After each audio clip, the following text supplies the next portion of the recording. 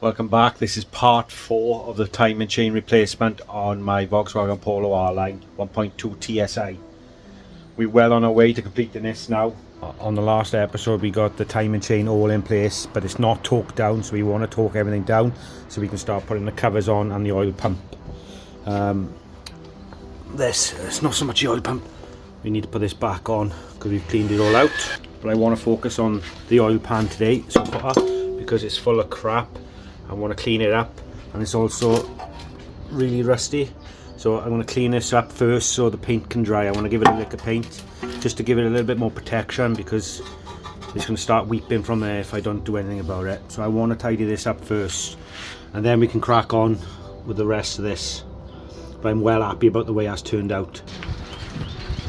So before I do anything, I want to clean this oil pan up. It's full of blisters where it's starting to rust, and if I don't do anything about that, it's gonna start weeping from there. I'm gonna clean up all this poor seal, and I want to get rid of all the crap that's inside. I'm gonna give it a good clean, and then I can paint it, and then we go back to torquing up the rest of the engine. So we start off by giving this oil pan a really good clean inside because it's just full of bits, and we just don't want any of this bits going back inside the engine when we go and fire it up. Now you probably think this is extreme, but this was the only way I could actually get this silicone off. It was really stuck and I didn't even know what they've used, but in the end I had to use my sanding wheel, and it did do a good job actually of trying to get rid of it all because I wanted a nice clean flush finish so the new sealant would fit and it wouldn't leak after this. I was well happy with the results.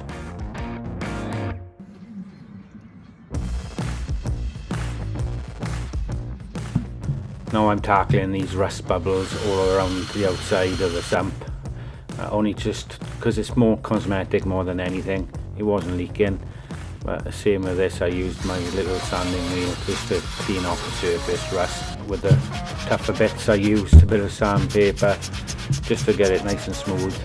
This probably looks extreme, but I really wanted to do a good job. Not only that, it's peace of mind for the next owner of the car. It just looks neat and tidy and it looks well looked after, and when it goes for an MOT it's not going to come up on it as an advisory for oil leaks from the oil sump. We've definitely cured that. It's going to look really good at the end, I reckon.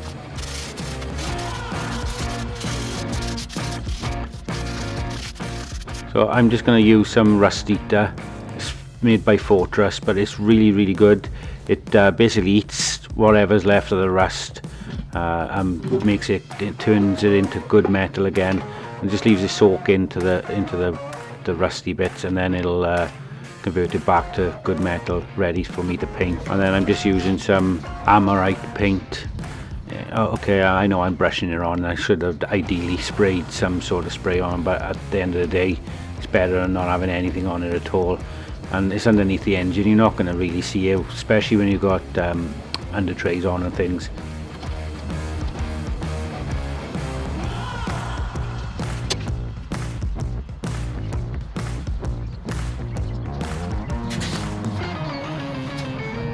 Drying off there, nice. It's not pretty, but it's better than having all rust bubbles in it. At least it's going to last a hell of a lot longer than just chucking it straight back on with all them holes in it, because it would have started weeping otherwise. So that's sorted. The next thing now is to torque up this and then the rest of it all together, and then we can start putting the covers back on. I've also got to try and clean up that time and chain cover as well. We'll do that, and then we can start putting stuff back on and hopefully get it running. Right, I've got some torque settings for these particular bits. Now this is, I believe, 50 Newton meters plus 90 degrees. So I've got my torque wrench. On many occasions I've struggled with these torque wrenches. Sometimes you just feel like you're going to go too far, and I have snapped bolts although I have set it to the correct setting. So that's why I'm a bit scared using these. So this 90 degrees is really difficult unless you've got a digital torque wrench, but I'm not far off.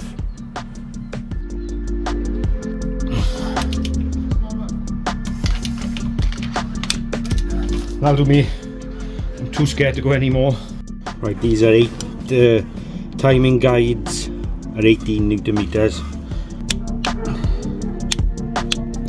There's one.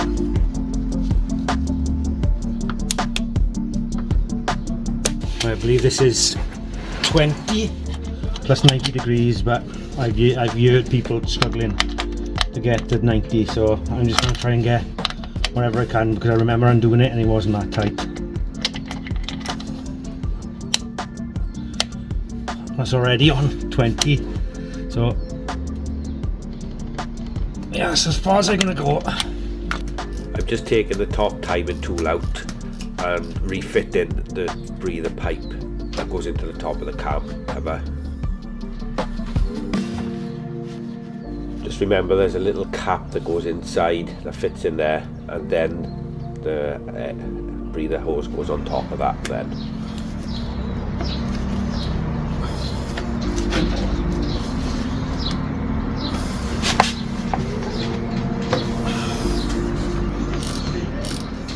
I've already taken the bottom timing tool out, and I got a feeling it's probably not the last time I'm going to be using this kit now.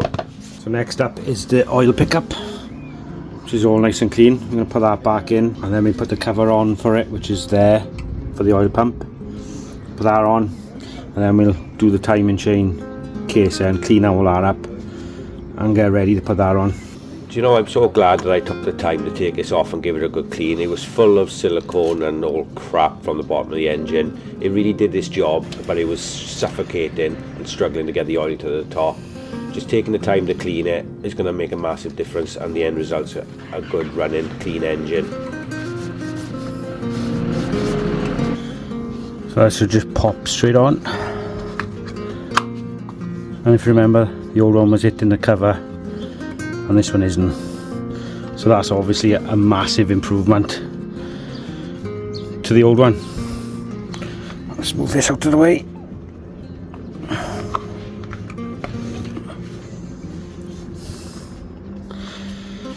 Now we're gonna do the timing chain cover. This silicone was an absolute nightmare to get off. It took ages, but if you take your time and do it properly, then it's going to do a good job and seal and stop the oil from leaking. This VW had a lot of oil leaks. It was leaking from every crevice. So whatever they used, it didn't work. So I'm just making sure I'm taking the time on me and doing a good job.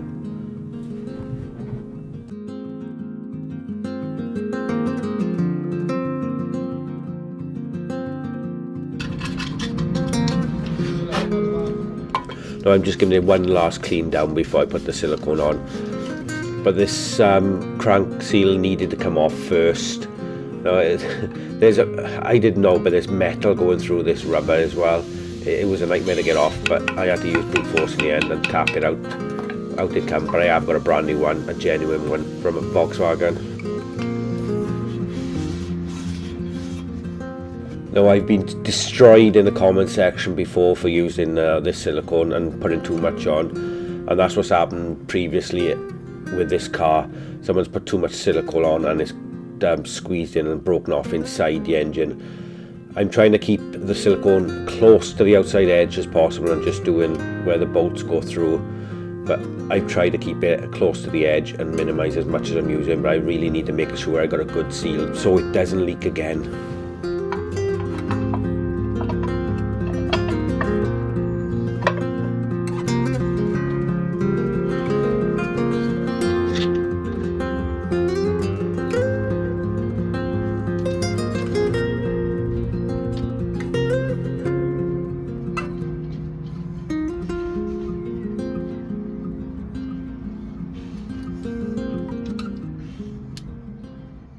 So all I'm doing now is fitting all new bolts. They're all new. They're only aluminium, so they don't get done up too tight. I don't know the torque settings from, but I can imagine they're not very tight. So they're just going to be hand tight for me. Right, they're all on nice and tight. I done them to 8 Newton meters, then I done them to 10, and I wouldn't go any further than that. 10's probably the max. And they've all done up nice, and so you can see all the silicone in there. So the next bit I want to do now is the sump. Get the sump back on. So give it a quick wipe down underneath there. Now I'm going to put the sump back on then, so we can put some sealant on it. It should be nice and dry now, ready to put the silicone on. It's going to look a lot better. It's nice and dry now. So I'm just giving this oil sump a quick clean down again. The last thing I want is any bits being left inside the sump and blocking up the oil pickup again. And then I'm just taking my time with the silicone and only using as very little amount and keeping to the outside edges as much as I can, and then just going back around then where the bolts go through just to make sure they are sealed. It shouldn't leak and it shouldn't have any go on the inside, hopefully.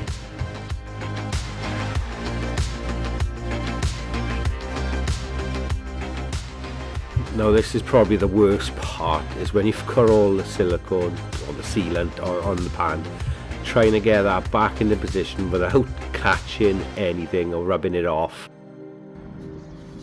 Yeah, you've basically got one chance to do this right without getting it everywhere, and especially on your hands. Fit it in place and then trying to reach across and putting a bolt in to hold it up at the same time. You need definitely more than one pair of hands.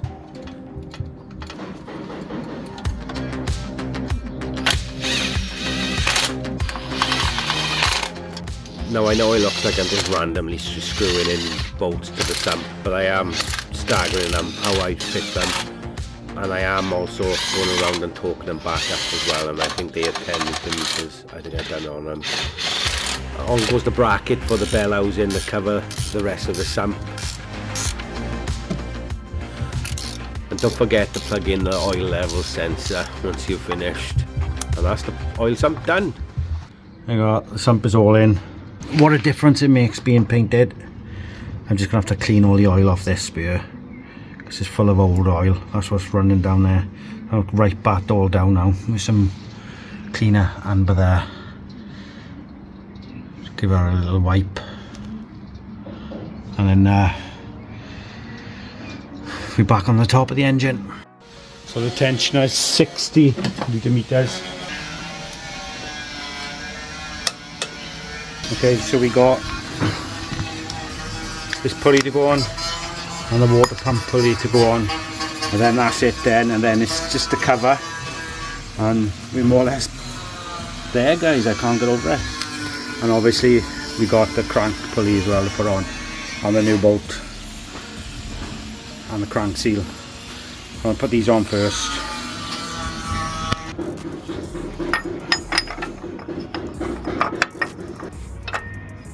So I'm just holding it like that now with the belt, and I'm just going to tighten it up. I can't hold this and hold the phone, so I'm just showing you how I'm tightening it up. For a new crank seal got to put on, I'm just lubing it up just to make it a little bit easier. I don't want to damage it. This is a genuine part. No, I've just fit in the new one. I think this was like £27 from Volkswagen, but it is something that needs to be changed really. It just eliminates any chance of any oil leaks after we've done all this hard work with the timing chain. I don't know whether it'll just push on. No, I'm gonna have to give it a little tap. I just wanted to show you that. That's all in nice and perfect now. We got the crank bolt to go in next, and the crank pulley. On the back of the pulley, in the kit that I got, you get a new washer that goes on there as well. Okay, so we'll put a new one on.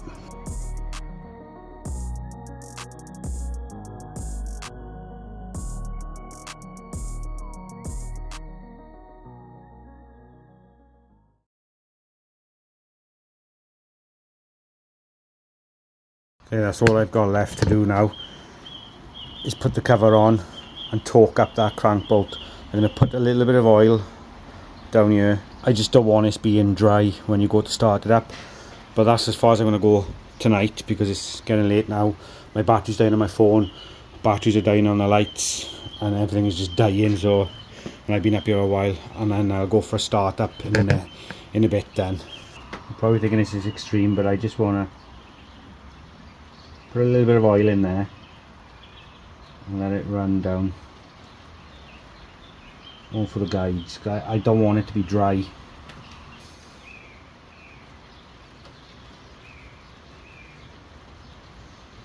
I haven't seen anyone else do this, but it might be wrong, but I'm going to do it anyway. I do apologise for the last segment of that video. The camera died. So what I've done, I've already put this cover on, sealed it, it's all on. These bolts are 8 Newton meters, and to bolt them down or torque them down, you work from the inside out and then work your way up to the top. That's done. So what we got left now is the belt to go on and put some oil in there. I think that's it.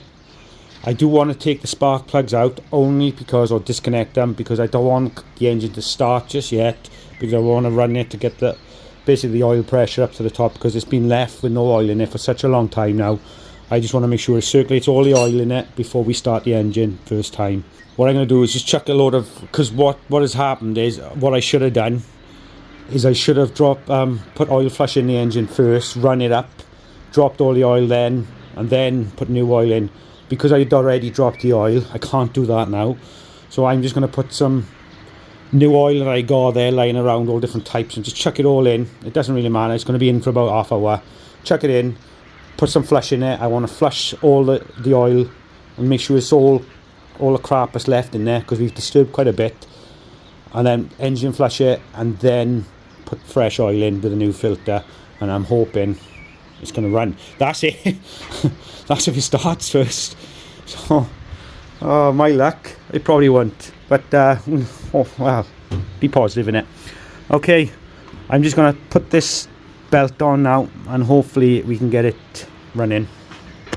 Well, before I put the belt on, I forgot, I got to torque that up as well. So I'm going to torque that up and then put the belt on. And I've got it written down there. It's 150 Newton meters, which is quite a lot, and 90 degrees, I think. Is it 90 degrees? It's actually 150 Newton meters and 180 degrees, which is quite a lot, really, but that's what it's got to be. So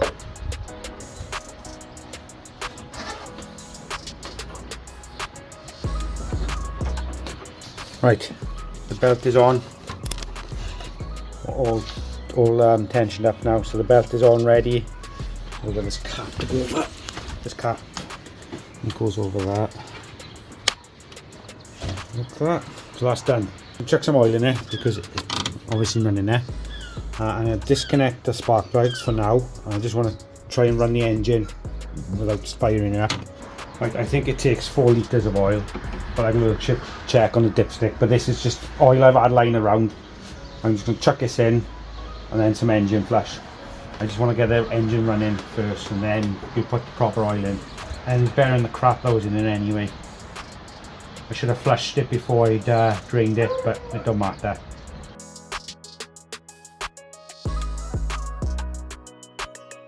Okay, I want to get the car more or less level, because it's not quite level to obviously measure the oil in it. So I'm going to drop it down slightly and then hopefully we can get a good reading.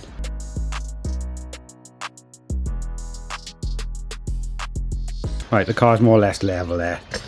I'm not too bothered, like I said, we're going to be replacing the oil anyway. I just want to make sure we got enough in there. So I'm just going to check the dipstick, make sure it's all okay, and then we'll go for a fire up hopefully. Right, that took exactly 4 litres in the end. And that is exactly halfway. Look how clean that oil is. And it won't stay like half a long, I bet. Right.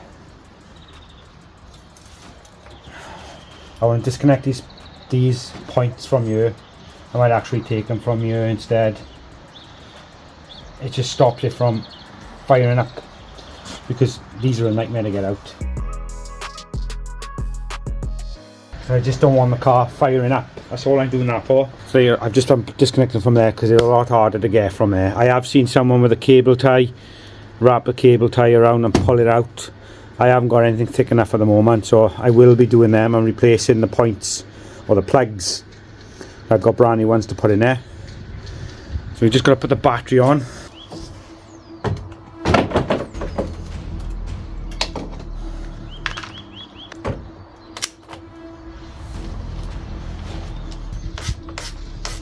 Well, the battery's not bolted down or nothing, so that's why it's moving around. Oh guys, I am absolutely crapping myself because it feels like I've forgotten something.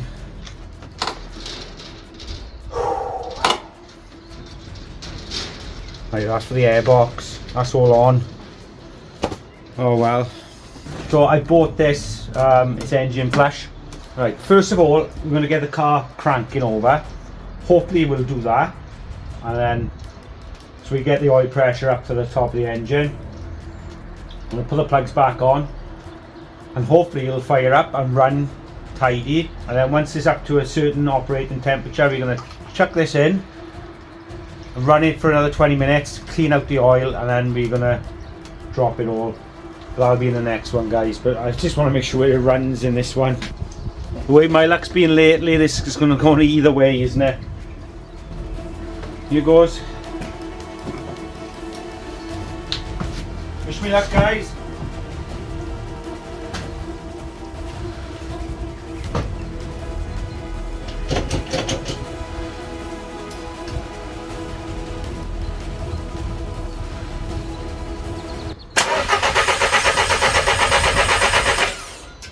Like I said, we're only cranking it, we're not trying to start it.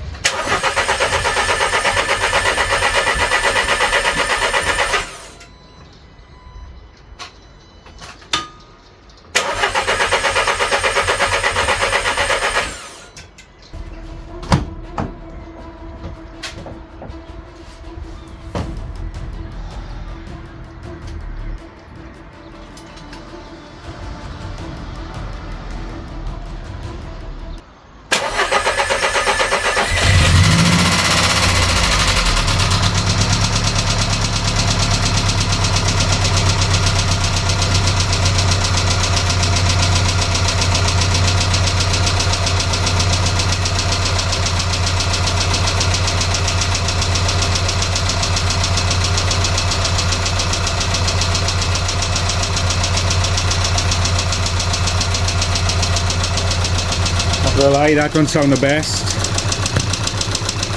Is that because of the oil? Give it time for the oil to circulate. Papadina.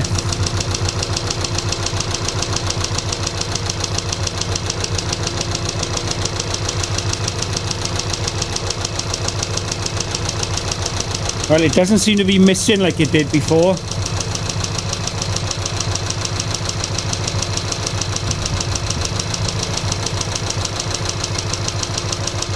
Hopefully that oil pump will start pumping it all the way around the engine and it'll quieten down.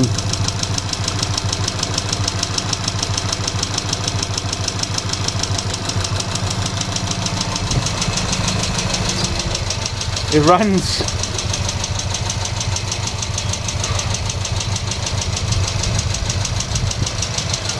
It runs, guys. Right, do you know what? I'm holding judgment a minute because I just don't know anymore. I honestly don't know. Definitely sounds better. Got a lumpy at all there, and I haven't done anything with the spark plugs.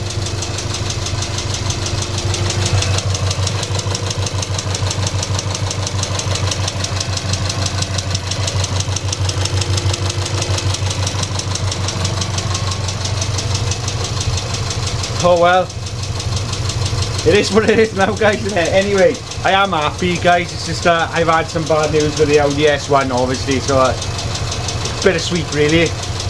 She's still there, so that's why I'm not really celebrating too much. That is the first time I've ever done a timing chain. It looks like it's gone okay. I'll hold judgment until we take the car out because this car is rid of the faults. I'm hoping that we've cured it. So in the next episode we're going to carry on with this, change those spark plugs, change the oil, give it a service, and hopefully get it running half decent. I am going to put it on BCDS, so we really want to go in and have a look at some of these codes and see what error codes are coming up, and hopefully go from there. So that is all to come in the next one. Don't forget to follow me on reviving_salvage on Instagram, and I am on TikTok for a bit of fun. Thank you all for watching, guys, and I'll catch you all in a bit. Bye.